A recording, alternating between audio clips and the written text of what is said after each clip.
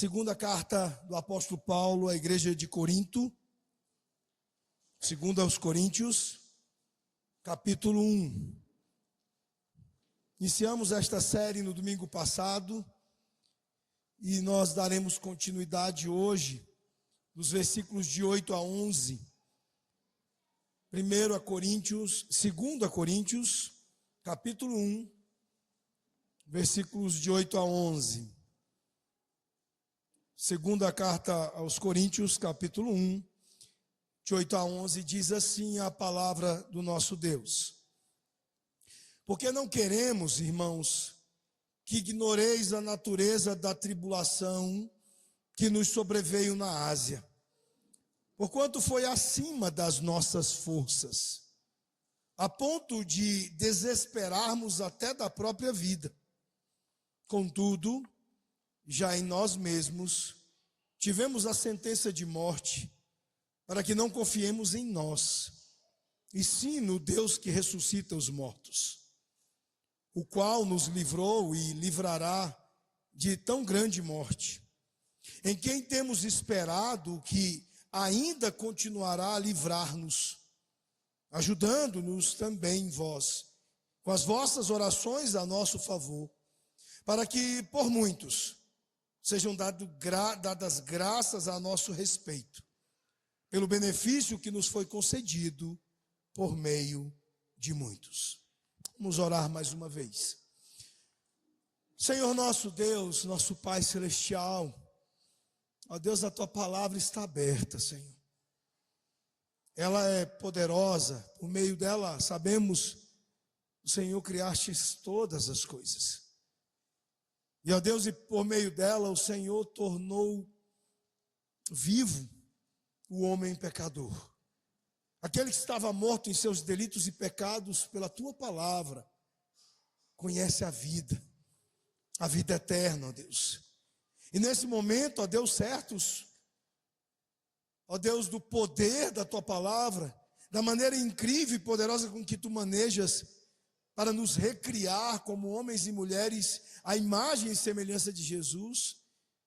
Ó Deus, nós Te clamamos que poderosamente o Teu Santo Espírito, ó Pai, faça uso da palavra explicada, exposta pelo mensageiro imperfeito que Ele mesmo sustenta. Ó Deus, e Ele poderosamente a entregue aos corações de cada um aqui, para que, ó Deus, saiam daqui não como entraram, mas mudados, transformados, encorajados. Coloque-os, ó Deus, nesta noite agora, neste momento, pela Tua palavra, diante da glória de Jesus. É o que nós Te pedimos no nome dEle, de Jesus Cristo, o nosso Senhor e Rei. Amém. Meus irmãos, por que nós lutamos? Por que existe tanta aflição, tanto sofrimento na vida humana, no mundo quebrado onde nós vivemos? Por que sentimos dor? Essas são perguntas repetidas à exaustão. Todas as épocas, culturas. Perguntas que têm atormentado filósofos, teólogos, pastores, todas as pessoas em geral. É algo que todos, seja por meio de argumentos lógicos ou realidades existenciais, todos enfrentamos. Perguntas que precisamos responder e, da melhor maneira, responder com a Escritura aberta, com a palavra do Senhor falando aos nossos corações. Veja, queridos, à medida que nós crescemos na fé, que nós avançamos em nossa caminhada cristã, nós vamos descobrindo mais sobre isso, sobre a aflição, de uma maneira geral, presente na vida humana, mas a aflição, de uma maneira específica, na vida dos crentes. Isso tem sido grandemente atrapalhado pela cultura, é verdade. Há uma crítica ao evangelicalismo, àquilo que tomou grande parte, se não a maior parte, da feição da igreja evangélica, mas isso já era algo presente na igreja de Corinto. Relatos informes a respeito de como era a igreja de Corinto nos dão conta de que lá nós já tínhamos pessoas, pregadores do tipo daqueles que defendem hoje a teologia da prosperidade, a confissão positiva, a ideia de que o crente ele tem que ser cabeça e não cauda, que ele não pode sofrer. Isso já atormentava as pessoas de Corinto, como atormenta hoje. Mas à medida que avançamos na nossa caminhada, que entendemos o cristianismo, nós olhamos para a cruz de Cristo e vemos que ela é a demonstração mais espetacular de graça que o nosso mundo jamais verá.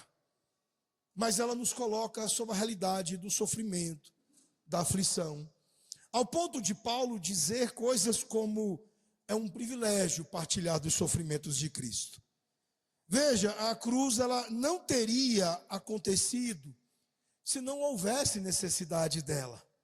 E aflições e sofrimentos são parte das necessidades da cruz. Veja, em última análise, o sofrimento, a aflição existe como resultado do pecado. Mas o sofrimento também, nós precisamos entender, veremos isso ao longo dessa longa jornada, ele é usado para glorificar a Deus por meio da cruz de Cristo, que a torna tão necessária. Veja, por meio da fidelidade de Jesus na cruz, Deus redimiu a humanidade do pecado. Isso significa dizer que ele redimiu a humanidade do sofrimento, da aflição. E a existência do pecado e do sofrimento nos faz sentir uma alegria muito maior na cruz. É sobre pensar nestas coisas que nós estaremos avançando hoje, ao avançar e prosseguir em 2 Coríntios. Veja, a nossa alegria, ela se transforma em gratidão. A nossa alegria se transforma em louvor a Deus ao compreendermos a relação que existe entre aflição e cruz. O salmista, ele, olhando para frente, para o futuro, ele sabia disso. E no Salmo 50, verso 15, ele disse: invoca-me no dia da angústia, eu te livrarei e tu me glorificarás. Veja, isso descreve para nós a progressão da glorificação de Deus por meio do sofrimento, por meio de aflições. O dia da angústia, queridos, nos faz reconhecer nossa necessidade, o que nos leva a invocar a Deus, o que nos leva, como vimos pela manhã, a clamar a Deus, como Jeremias fez. Invocar a Deus resulta de outro aspecto em nossa libertação, e é isso que vai nos levar a louvar o nome do Senhor. Se nunca tivesse havido um dia de problemas, então nunca teria havido este ato final de louvor. E talvez, em grande medida, esta seja uma necessidade que o cristianismo atual precisa fazer. Será que o que eu chamo de louvor é louvor? Será que de fato eu estou louvando a Deus ou estou auto-enganado e perdido em atos de autoglorificação, atos de autoexaltação? Nós veremos sobre isso. Veja, as minhas lutas levam ao louvor. O mesmo se aplica às nossas lutas em relação a Deus. Através das cadeias de eventos, o sofrimento ele leva ao louvor. É por isso, em parte, que nós sofremos. O sofrimento ele leva à salvação e a salvação leva à gratidão. E é sobre isso que Paulo prossegue nos falando nesta passagem. Então nós veremos mais sobre isso, do sofrimento ao louvor, ou por que Deus permite a aflição, parte 2. Vamos então olhar para o nosso texto. Vejam comigo novamente o verso 8. Paulo ele diz: porque não queremos, irmãos, que ignoreis a natureza da tribulação que nos sobreveio na Ásia, porquanto foi acima das nossas forças, a ponto de desesperarmos até da própria vida. Veja, nesta sessão Paulo começa totalmente sobrecarregado. Não apenas isso, mas os seus companheiros, a sua equipe está sobrecarregada. Meus irmãos, e ele começa dizendo que ele não queria que a igreja de Corinto fosse ignorante quanto a isso. Ele não queria que a igreja desconhecesse isso. Veja, ele queria que eles conhecessem a aflição que eles experimentaram na Ásia. O texto não diz para nós especificamente que aflição ou que natureza de aflição teria sido essa. Veja, mas de alguma maneira talvez os coríntios soubessem. Ao longo da carta, mais à frente, Paulo ele vai fazer uma defesa de seu ministério e ele vai mostrar o que ele sofreu. Ele vai expor, ele vai detalhar este fato de ele ter sido colocado numa situação de estar totalmente sobrecarregado. Veja o capítulo 11, versos 25 a 29. Olha a descrição gráfica dada por ele. 5 vezes recebi dos judeus os 40 açoites menos 1. 3 vezes fui açoitado com varas. 1 vez fui apedrejado.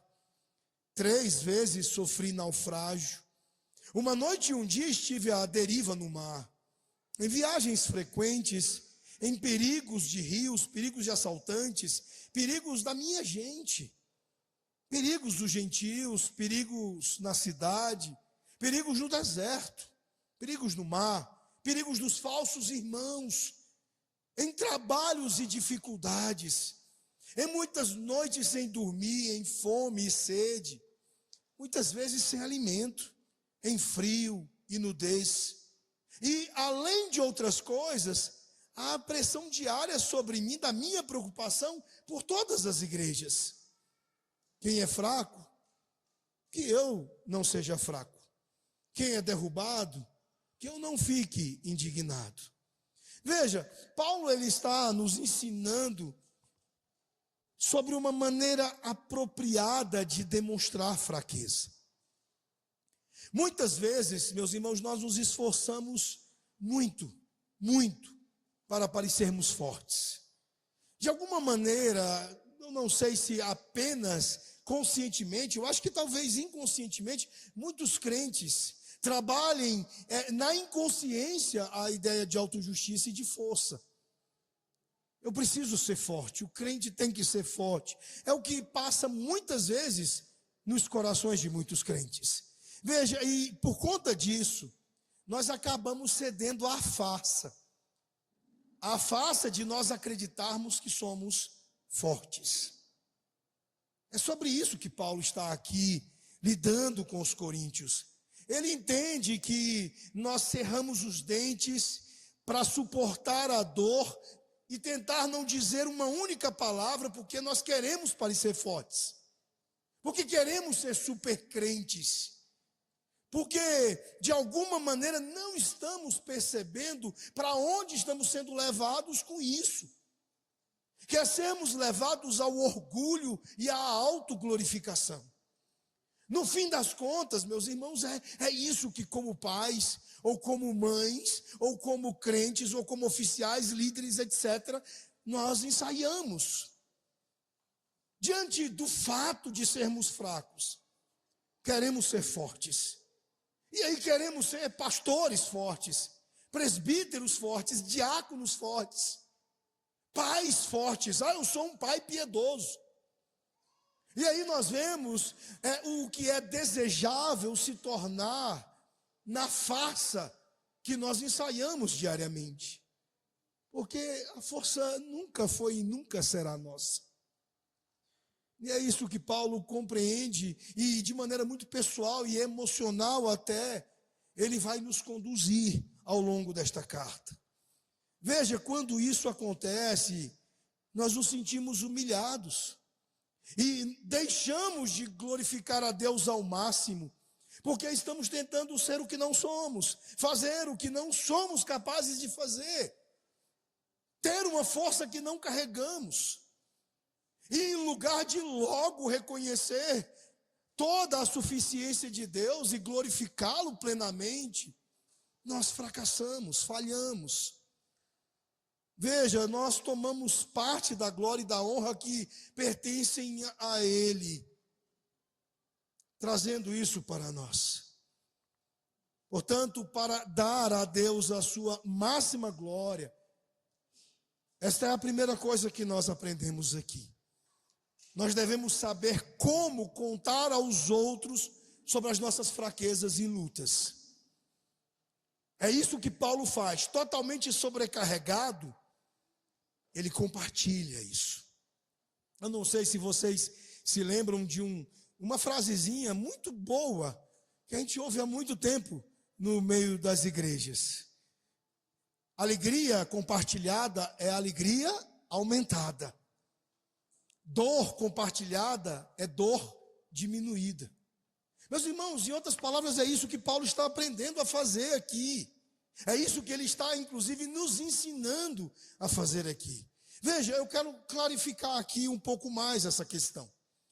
Porque a pessoa que sofreu, realmente ela não fala muito a respeito disso. Quando nós lidamos com os crentes de uma maneira geral, e quando eles estão sofrendo, passando por suas aflições, normalmente a tendência deles é o silêncio, é se calarem. Eu tenho ouvido algumas coisas sobre homens que eu acho interessante. Eu vi primeiro, há muito tempo, ao longo do ministério, sobre o silêncio de Adão e a característica como algo negativo dos homens se calarem muito, ficarem no canto, amuado, curtindo ali, né, o seu silêncio, de que as mulheres são mais verbais, que gostam de falar mais, de fazerem as DRs, né, e os homens calados. Ultimamente eu tenho lido algumas coisas elogiosas sobre o silêncio dos homens. Inclusive vi uma muito bonita, mas eu fico me perguntando, será que a primeira versão ainda não é mais forte? Porque, meus irmãos, nós tendemos a não querer falar sobre isso. O rei Jorge V, por exemplo, ele tinha uma norma em sua vida. Ele dizia, se tiver que sofrer, me permitam agir como um animal bem criado. Deixe-me ir e sofrer em silêncio e sozinho. Eu não sei se vocês entendem a referência que ele faz a animal aqui. Mas não sei se vocês já viram, já estiveram na roça e viram algum animal que vai para dentro do mato ou da mata para morrer sozinho. Eu já vi cachorro fazer isso, já vi gato fazer isso, já vi todo tipo de bicho fazer isso. Entrar em suas dores para dentro do mato e ali morrer sozinho. Era assim que Jorge V imaginava a maneira de lidar com as suas aflições. Veja, Paulo ele não exibia seus sofrimentos, não de uma maneira orgulhosa, não de uma maneira murmuradora. Veja, mas nós precisamos entender que Paulo está aqui agora se expondo. Nesta carta ele está se abrindo, ele está falando dos seus sofrimentos, mas ao fazer isso, ele está nos ensinando a maneira correta de compartilhar as nossas sobrecargas, as nossas aflições, as nossas dores. Qual é a diferença entre reclamar e contar aos outros sobre a nossa fraqueza? Esse é o ponto aqui. Reclamar busca nossa glorificação, enquanto contar aos outros sobre nossa fraqueza busca glorificar a Deus. É isso que faz do relato de Paulo aqui algo diferente. Meus irmãos, ele não está murmurando, ele não está querendo se engrandecer nas declarações ou afirmações ou informações do seu sofrimento, mas ensinando-nos a compartilhar isso de uma maneira que a sua fraqueza seja exposta e a força de Deus seja afirmada. Reclamar quer mostrar aos outros o que você passou e suportou, e o quão você é forte, porque outro teria quebrado, porque outro já teria morrido, porque outro já teria passado dessa para uma melhor. Isto é reclamar e murmurar. Agora, contar aos outros sobre a nossa fraqueza é muito mais sobre Deus do que sobre nós. Em grande medida é esta a diferença entre murmuração, reclamação e compartilhar das suas fraquezas. O foco maior está em Deus e sua glória e sua força, não no que suportamos. Reclamar termina conosco, mas gloriar-se na fraqueza termina com Deus. Meus irmãos, este é um ponto crucial, importante, para entendermos e para termos um encontro real com as nossas dores, de maneira que lá nós possamos achar graça e encontrar a glória desta graça se tornando madura, na medida em que Deus é glorificado e nós somos refeitos em Jesus. Veja, Paulo ele continua dizendo que eles estavam tão sobrecarregados, e muitos de nós cedemos à fachada de que a vida é fácil, de que não temos problemas. A Érica, uma época, ela brincava comigo, ela disse: amor, eu não fico confortável com estas coisas de encontros de casais, ou de ministérios de casais, ou de falas sobre casamento, em que as mulheres parecem mais uma boneca risadinha. Vendem a ideia de que o casamento não tem luta, não tem pecado, não tem choro, não tem dor. Parece que não tem problemas. Isso acontece também, meus irmãos, na maneira como alguns expõem a realidade da maternidade ou da paternidade. Vendendo como a ideia como se a vida fosse fácil. E Paulo está se encarregando aqui de deixar claro que não é fácil.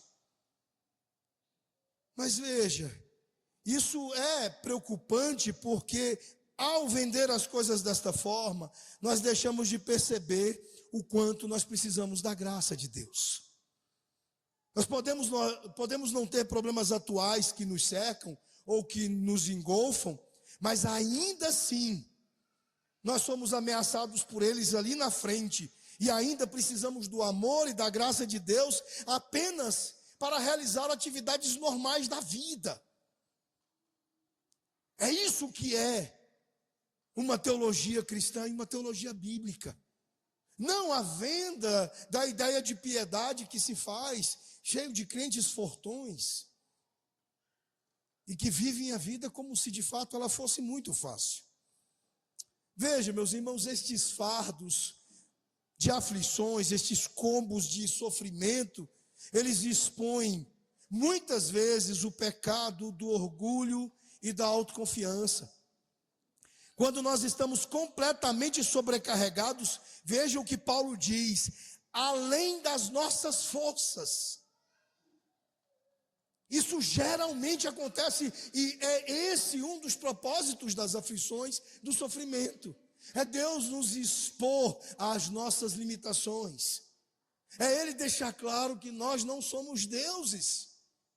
E temos limites, todos nós estamos em um mundo quebrado, um mundo em ruínas, em que temos os nossos pontos de quebra e de limites. E é sempre como quando somos levados a nos dobrar. Sabe aquele momento? Parece muito em desenhos animados mais antigos, quando o personagem estava correndo e de repente aparece um monstro enorme diante dele. Ele levanta os olhos e diz: oh. As aflições, os sofrimentos nos arrancam muitos. Estou numa roubada. E agora? Quem pode me socorrer? É isso que Paulo está dizendo. Eles estavam completamente sobrecarregados, além das nossas forças, entendendo que não eram supers.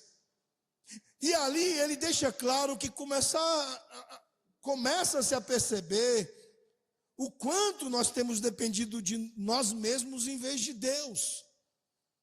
São nesses momentos que nós somos levados a entender que estávamos fazendo na carne, na nossa própria força, e não na dependência do Senhor Deus.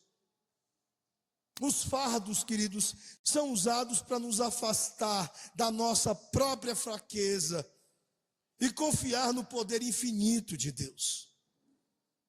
Imagine quantas vezes Nós queremos enfrentar leões com espadas de papelão. Quanta ousadia, não é mesmo? Quanta coragem. Loucura. Então Deus nos coloca diante da aflição para entendermos que somos limitados. É assim que Deus permite a aflição, para que confiemos nele, o Deus que ressuscita os mortos, não em nós mesmos. Este é o nosso primeiro ponto, meus irmãos. Somos sobrecarregados e seremos. Você será levado a vários momentos e diferentes combos, pacotes de aflições e de sofrimentos, até que você possa dizer: eu preciso do Senhor. Eu não posso continuar fazendo na confiança em mim mesmo, na confiança em minhas habilidades, em minhas capacidades, em minha inteligência, em minha força. É quando somos expostos à fraqueza que então nós estamos prontos para conhecer o poder. O tema desta série, o poder através da fraqueza. Agora veja, nos versos 9 e 10, Paulo ele é testado na sua fé. Veja, ele diz: contudo, já em nós mesmos tivemos a sentença de morte, para que não confiemos em nós, e sim no Deus que ressuscita os mortos, o qual nos livrou e livrará de tão grande morte, em quem temos esperado que ainda continuará a livrar-nos. Meus irmãos, Paulo viu esta aterradora experiência pela qual ele tinha atravessado, e isso lhe foi útil. E ele reconhece isso. E ele reconhece isso como aquilo que o moveu para a confiança no Senhor. Ele o havia empurrado para Deus. Este momento difícil, terrível da sua vida, o jogou contra o Senhor Deus. Confia nele. Isso tinha lhe demonstrado a sua dependência absoluta de Deus. Paulo sabia que agora ele estava, de fato, nas mãos do Senhor e dependendo do Senhor. Veja, queridos, o perigo da prosperidade é que a prosperidade ela alenta a falsa independência. Todo período de bonança, todo período de prosperidade, de crescimento, de muito desenvolvimento, e aí você, em vários aspectos da vida, vai vivendo momentos assim. Como, por exemplo, no trabalho, vai adquirindo capital profissional, acadêmico, acumula uma pós-graduação, um mestrado, um doutorado, um pós-doc, e você começa a se achar de alguma maneira capaz realmente de ser o seu Deus. Começa a juntar muito dinheiro. Eu me lembro, o primo do Paulinho do Roupa Nova foi meu professor, num cursinho lá em Goiânia. Ele contava uma história engraçada. Ele disse: gente, nós somos estúpidos. Ele disse: olha, eu sempre quis ganhar dinheiro porque sempre fui muito pobre. Eu achava que o dinheiro seria o meu redentor. Aí ele conta uma história. Ele disse que quando ele começou a ganhar muito dinheiro dando aula em cursinho, tudo aquilo que ele sempre desejou e não conseguia, ele começou a ter uma relação totalmente estúpida com aquilo. Por exemplo, foi numa loja, comprou uma bola da melhor qualidade, pegou e chutou a bola em cima do telhado da loja depois, lá na frente. Em vários lugares. Ele ia, comprava uma camisa de marca que ele queria muito, passava na rua e dava para um morador de rua. Até o ponto em que ele chegou e percebeu que ele estava começando a se tornar pior do que era. E é isso que a prosperidade faz. Ela cria noções de falsa independência. Ela faz nos pensar que nós estamos capacitados a nos dirigir sozinhos. Veja, queridos, prestem atenção nisso. Para cada oração que se eleva a Deus nos dias de prosperidade, 10.000 são feitas na adversidade. Aí você pergunta: por que sofremos? Porque somos educados melhor, porque somos melhores, porque respondemos melhor, porque compreendemos melhor em meio à adversidade. O Abraham Lincoln, ele disse uma vez: muitas vezes me vi levado a me ajoelhar para orar, porque não tinha outro lugar para onde ir. Veja, meus irmãos, o que a aflição costuma fazer é quebrar esse eu teimoso, até que olhemos para Deus não como uma das poucas opções, mas como a única opção. Foi a este ponto que Paulo chegou.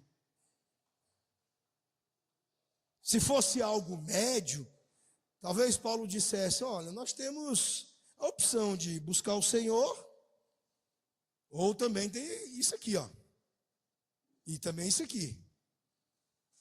Mas aquilo que sobreveio sobre eles foi tão pesado, foi tão limitante, que não eram das poucas opções o buscar ao Senhor, mas era a única opção.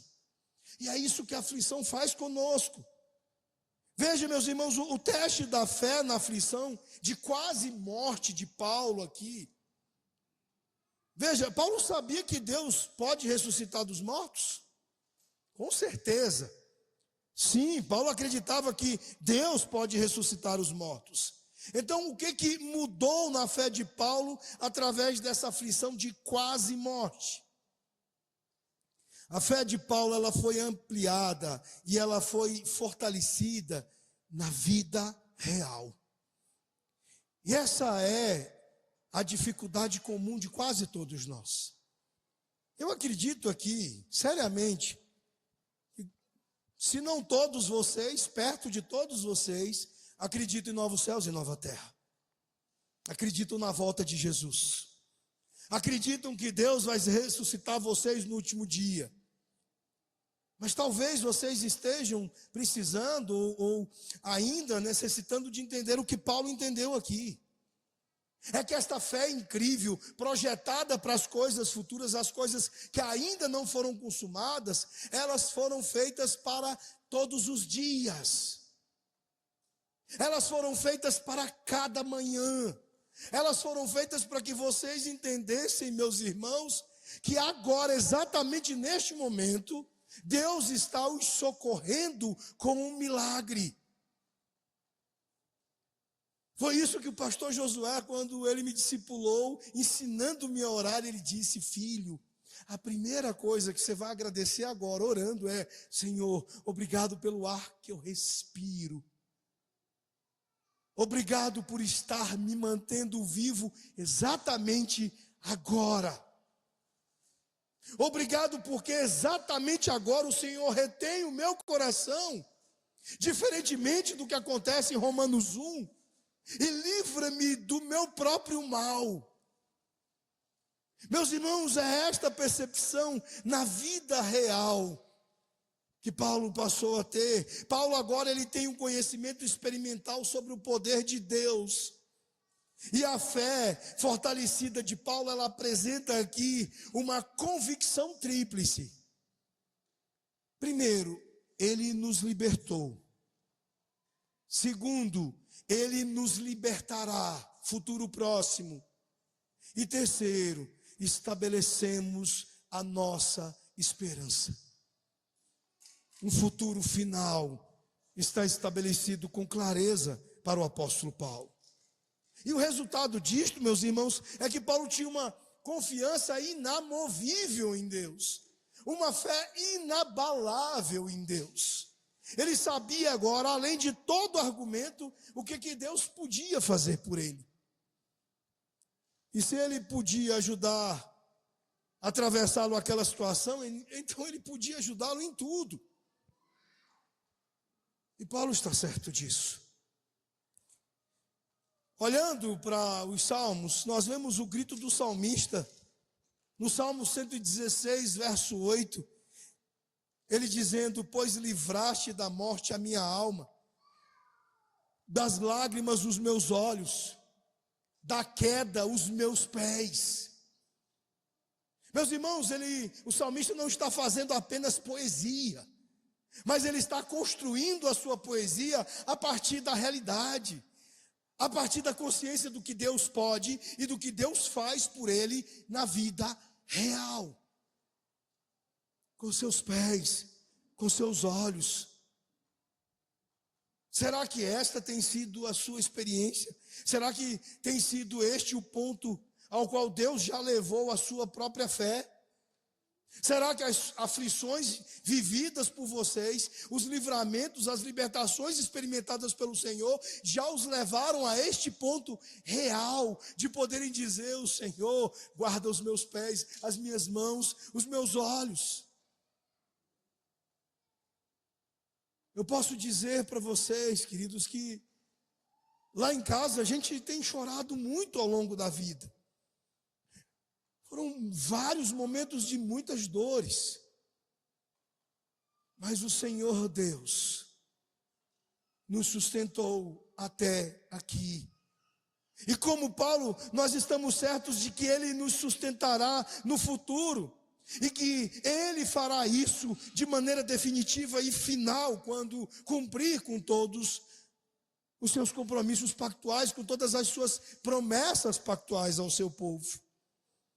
Veja, a confiança do cristão em Deus, Paulo está colocando nestes termos, não é uma questão de teoria nem de especulação, mas é algo que pertence aos fatos, é algo que pertence à experiência.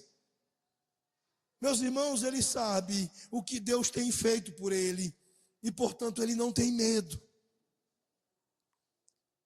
E eu acredito que você já tem o suficiente também. Você já viveu o suficiente com Jesus até aqui para dizer a mesma coisa.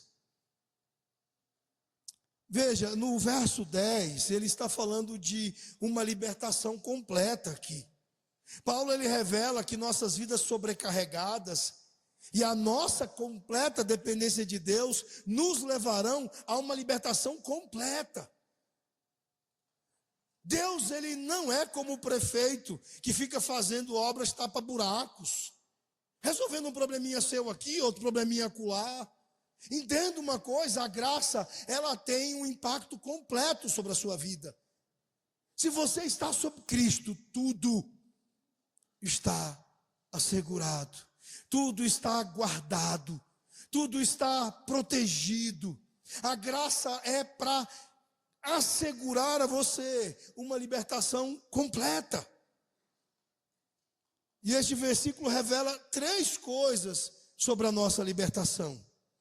A primeira é que fomos libertos no passado.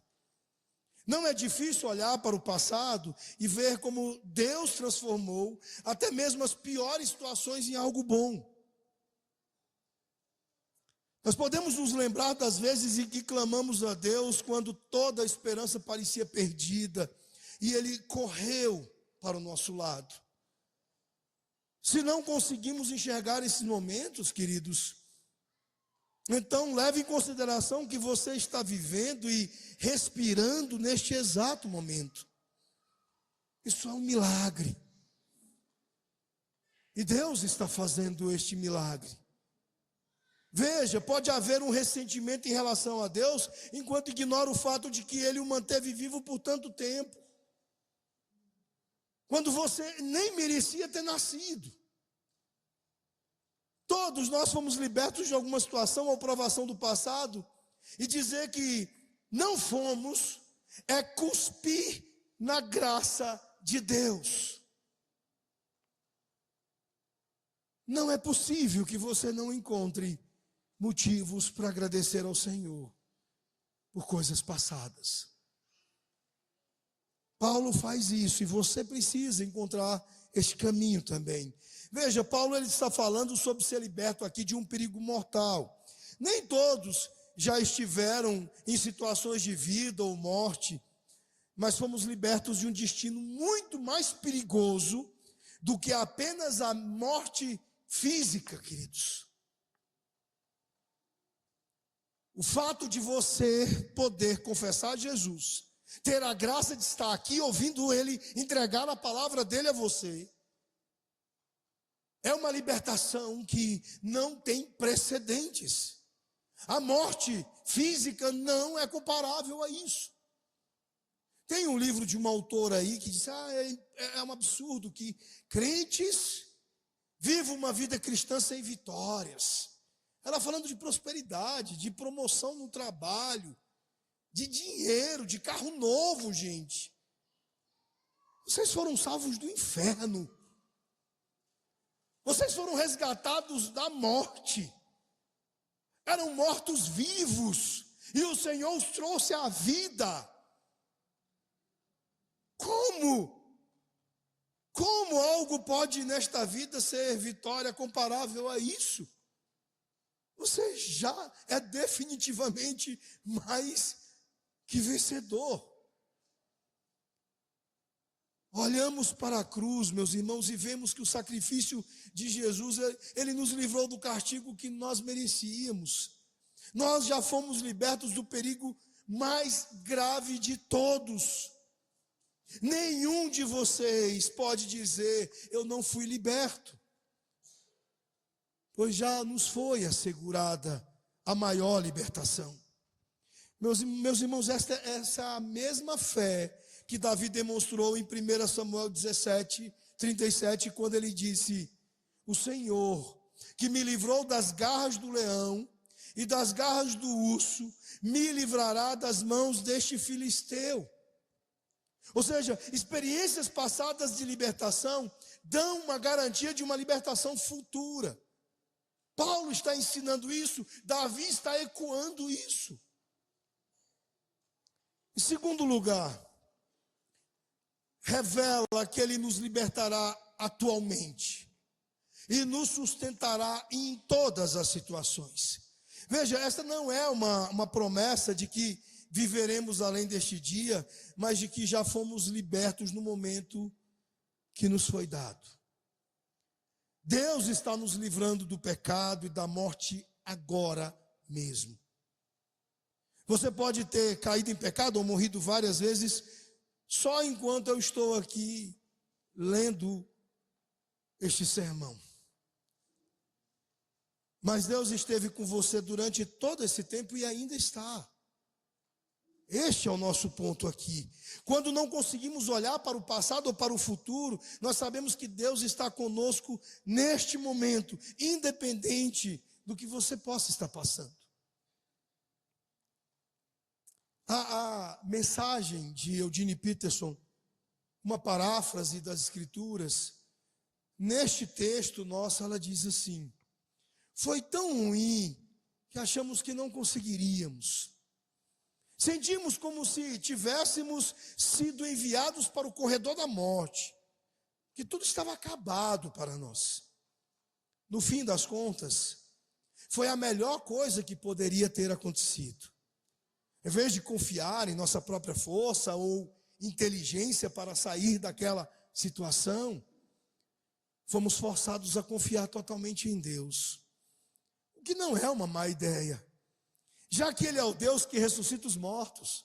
E Ele fez isso, Ele nos resgatou de uma morte certa, de uma condenação certa. E Ele fará isso de novo, nos resgatando quantas vezes precisarmos de resgate.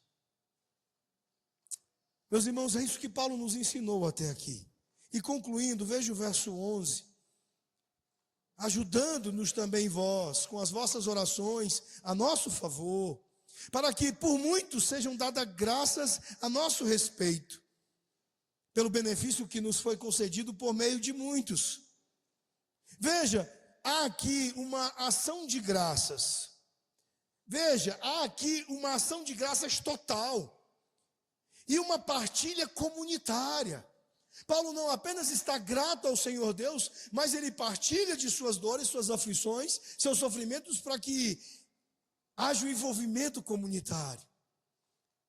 E não apenas as pessoas aprendam, mas as pessoas também agradeçam a Deus por ele, com ele.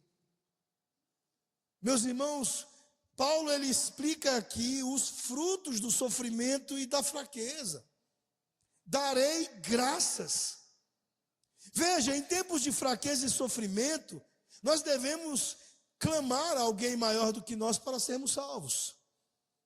E quando o socorro vem, a gratidão vem junto, o louvor vem junto. É por isso que nós vamos do sofrimento ao louvor. Veja, aqueles que suportam momentos de dificuldade, antes de receber uma bênção tremenda, eles realmente percebem o dom destas bênçãos. E é isso que Paulo está fazendo. E ele quer que muitos deem graças. Veja, quanto mais confiamos em Deus, mais pessoas verão sua gloriosa graça e o louvarão por isso. Uma das coisas mais lindas que eu vejo no cristianismo diário é a seguinte: alguém no grupo da igreja, ou numa conversa de corredor, ou numa situação qualquer, chega e diz: irmãos, a bênção chegou. Fulana teve alta, está curada, vai para casa. E o que os irmãos alegremente fazem?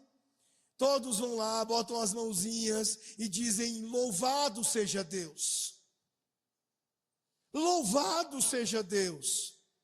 Meus irmãos, que bênção quando nós vemos a bênção sendo compartilhada e as pessoas entendendo o dom destas bênçãos e sendo levados a louvarem ao Senhor. E juntos, muitos compartilhando e juntos, muitos rendendo ações de graças ao Senhor. É a coisa mais linda do que as bodas de pratas, as bodas de ouro, os casamentos que são celebrados. Às vezes, algumas igrejas eu já estive em algumas que irmãos celebraram bodas de ouro lá, os velhinhos. O casal já com anos de estrada, décadas de estrada, agradecendo a Deus e todos juntos com eles, entendendo o dom desta bênção e dizendo: louvado seja Deus. E que cultos lindos que são esses de ações de graças. 2 Coríntios 4:15 diz: porque tudo isso é por amor de vocês, para que à medida que a graça se espalha sobre um número cada vez maior de pessoas, aumentem as ações de graças, para a glória de Deus. Meus irmãos, a necessidade da graça aumenta o valor e a extensão da graça. À medida que a graça de Deus se torna mais prevalente, ela recebe mais louvor. E Paulo está nos convidando a isso. Ele está dizendo: olha, a aflição, a crise nos une como comunidade. Mas isso aponta para a verdade fundamental de que todo discípulo de Cristo deve viver nesta comunidade, intercedendo uns pelos outros, e não apenas clamando na hora da aflição e da crise, mas também juntos, louvando e rendendo ações de graças ao Senhor quando a bênção vem. Orações de intercessão unificadas levarão a 3 coisas aqui: aumento da confiança em Deus, ajuda comunitária tangível e gratidão a Deus. Portanto, a aflição é a graça de Deus para que compartilhemos nossas necessidades, para que oremos fervorosamente e para que louvemos e agradeçamos a Deus em comunidade. O maior dos santos, ele não se envergonha de pedir aos irmãos que orem por ele. Por poucos que sejam nossos bens terrenos, queridos, nós podemos dar a eles o tesouro sem preço de nossas orações. E Paulo quer nos levar a isso. O Tim Keller, ele disse que algum sofrimento é dado a fim de castigar e corrigir uma pessoa por padrões de vidas errôneos, como no caso de Jonas ameaçado pela tempestade. Algum sofrimento é dado não para corrigir erros do passado, mas para evitar erros futuros, como no caso de José, vendido como escravo. E algum sofrimento não tem outro propósito senão levar uma pessoa a amar a Deus mais ardentemente por si mesma e assim descobrir a paz e a liberdade definitivas. Eu complemento o Keller dizendo que tudo é para que tenhamos mais de Jesus. Como nós falamos no domingo passado, começando essa série, é como Paulo quando disse: eu considero tudo perda para que eu possa ganhar a Cristo. E você realmente não sabe que Jesus é tudo, até que você precise, até que Jesus seja tudo o que você tem. Esse é o objetivo das nossas aflições, queridos. O Joseph Conrad, em seu livro O Espelho do Oceano, O Espelho dos Mares, ele cita uma carta do Sir Robert Stopford. Esse homem, ele comandou um dos navios do almirante Nelson, que fez a rota das Índias Ocidentais e enfrentando inimigos, piratas. Descrevendo as muitas dificuldades desesperadoras dessa aventura, ele escreveu o seguinte na carta: estamos quase famintos e incomodados por estarmos fora do porto por tanto tempo. Mas nós temos uma recompensa. Nós estamos com Nelson.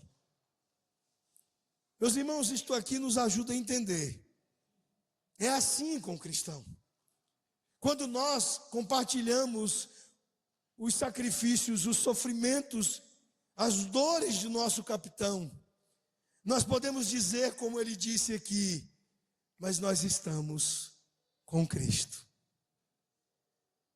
Estamos com Cristo, e este fato ele enobrece e ele embeleza até os mais feios problemas que enfrentamos, as mais pesadas tristezas da vida. Elas não são nada, e nós as suportamos. Por quê? Não porque somos fortes, porque somos fracos, mas porque nós podemos dizer: nós estamos com Jesus. Que Deus os abençoe. Vamos